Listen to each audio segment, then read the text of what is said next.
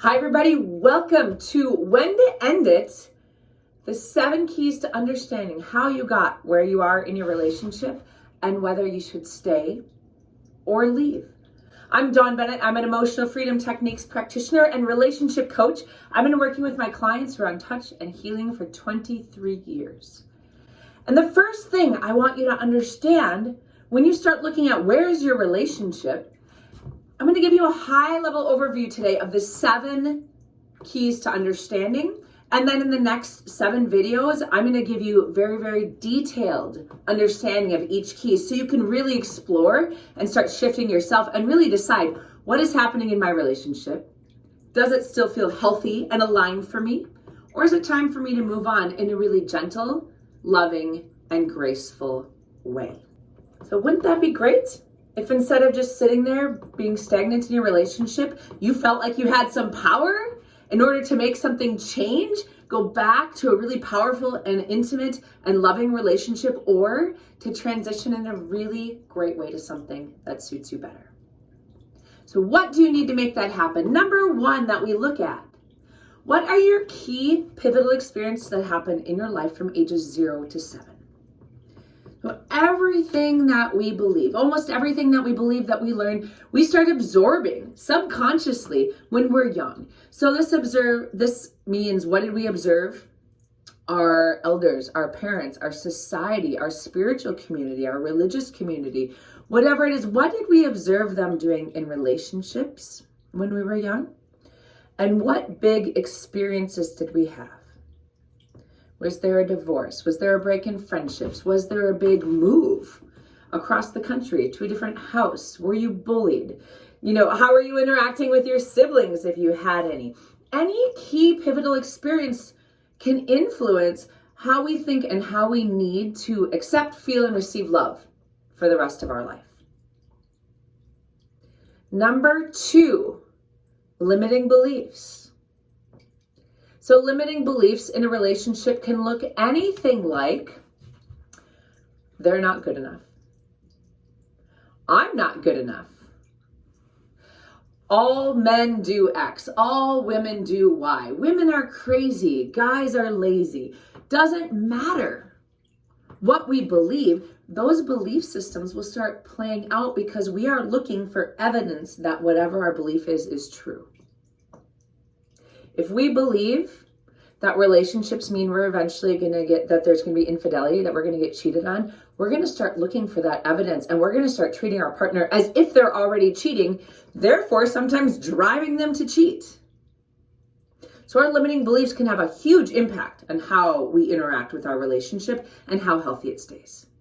Number 3, what is the vibrational experience in your body and your mind? Are you storing fear, anger, pain?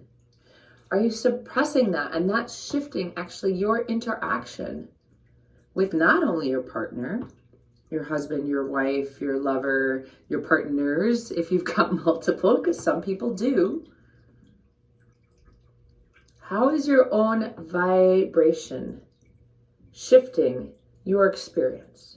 If you're coming at your partner angrily, do you think they're going to respond all the time with love and acceptance? Maybe, if that's their pattern and that's what they learned in their key pivotal experiences from 0 to 7.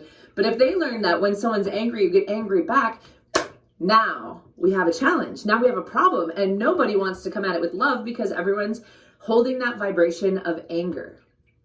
Right? So look at, what is the vibration you are interacting with your partner?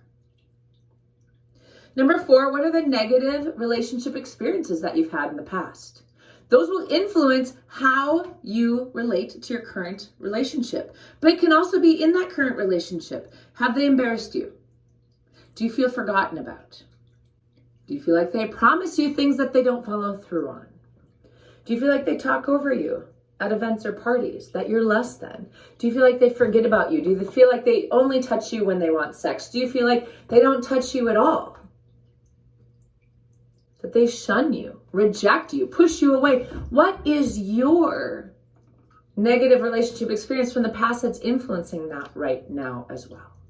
Because once again, Whatever happened in our past will now start influencing how we interact with our partners now, as a protective mechanism.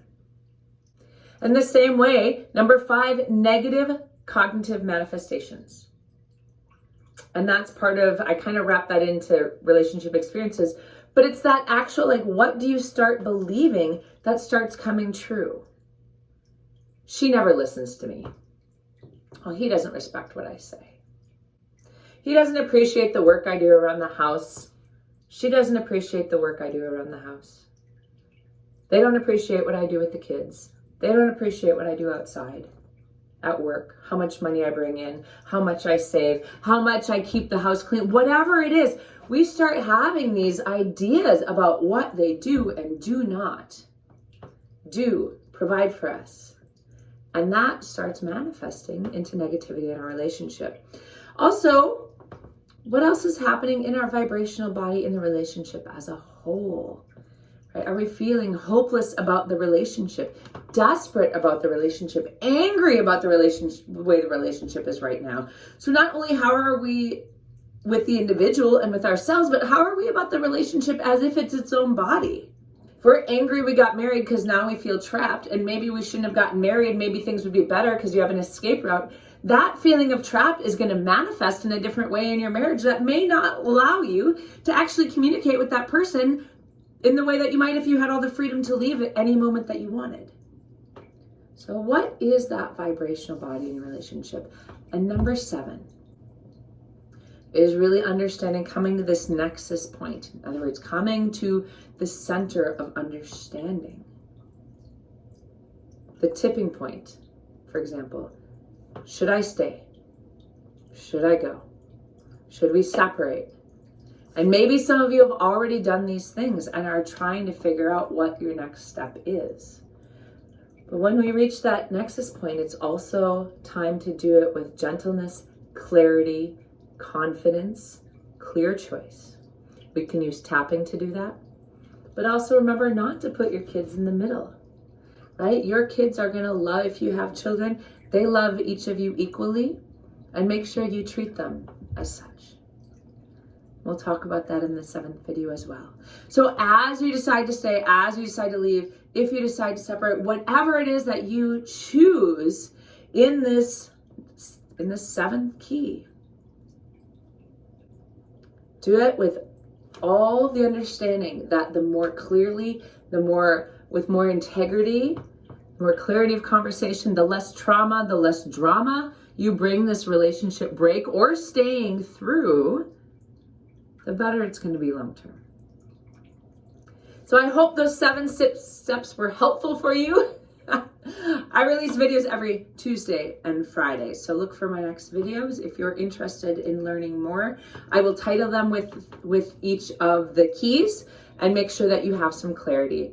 And look for my free video on tapping as well, so you can start using emotional freedom techniques. You can start using tapping to clear these emotions. So please go ahead and subscribe to my channel. You'll get notifications on when these things come out, and I look forward to seeing you. Have a lovely and connected relationship with yourself and with whomever you choose.